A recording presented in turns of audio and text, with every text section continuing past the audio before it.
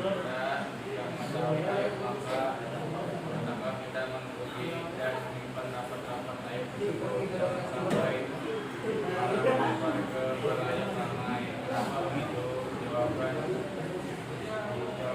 jika kita sendiri mempunyai aib, tentunya aib itu simpan rapat-rapat, dan enggan jika aib itu tersiar. Tidak ada satupun manusia yang ingin aibnya dibuka.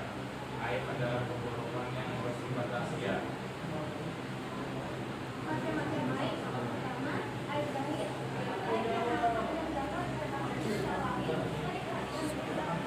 Kedua, aib zahir merujuk pada cacat atau kekurangan bangsa secara fisik atau jelas pada seseorang, seperti penyakit atau kondisi fisik yang dapat dilihat oleh orang lain. Misalnya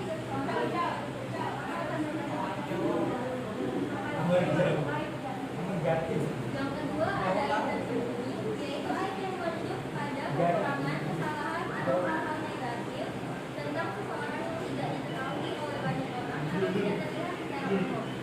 Biasanya ini adalah informasi pribadi yang tidak diumumkan dan bisa melibatkan aspek-aspek pribadi yang sensitif atau membahayakan.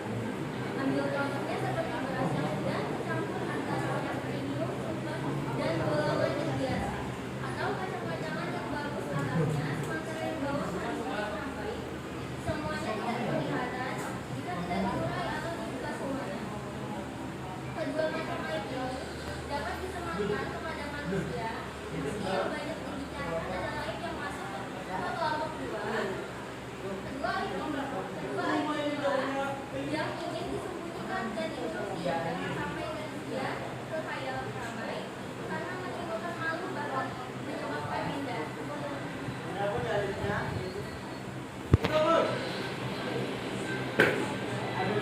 Dunia modern dengan kecanggihan teknologinya menambah beban bagi manusia. Meskipun kalau teknologi pula manusia dimudahkan jadi inilah pentingnya teknologi itu tetap dipantau norma agama dan aturan moral sehingga orang tidak mudah menyalahgunakan teknologi.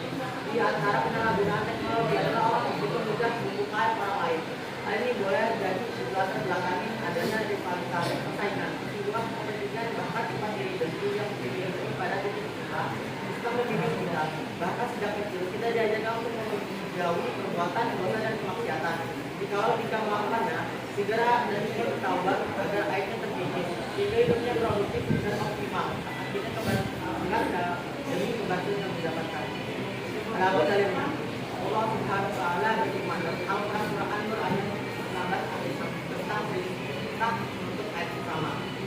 Innal ladzina yuhibbuna an tasma'a fil ladzina amanu wa lahum ajrun 'alimun fid dunya wal akhirah. Wallahu yaqdiru wa anta la ta'lamun. Artinya, sesungguhnya orang-orang yang ingin agar perintah orang yang amat bagi manusia di kalangan orang yang beriman. Bagi mereka ada yang di dunia dan akhirat. Dan Allah mengetahui sejak kamu tidak mengetahui. Rasulullah Shallallahu Alaihi Wasallam bersabda, ada dua Rasulullah Shallallahu Alaihi Wasallam Wasallam satara orang muslimin satara hukum di dunia wal akhirah. Rawahu Muslim.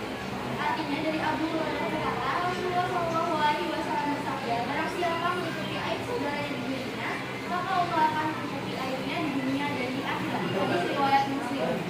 Akibat aib bukan saja membawa mudarat atau bahaya kepada musuh kita, tapi juga pihak lain, termasuk masyarakat luas, khususnya di Mesir dan Salam, dengan umatnya dapat dijadikan hibah atau pelajaran.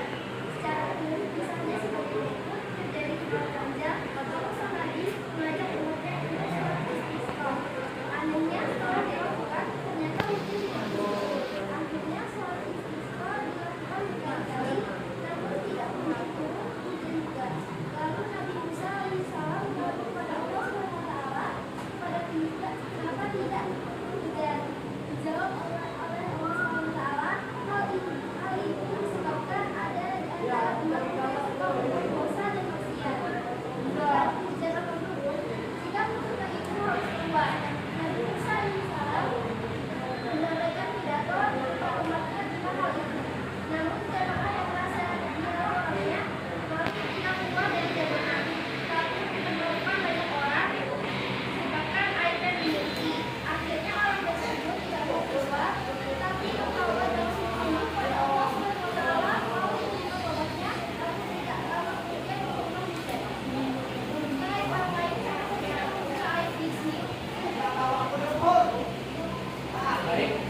yang dari presentasi dari kelompok kami.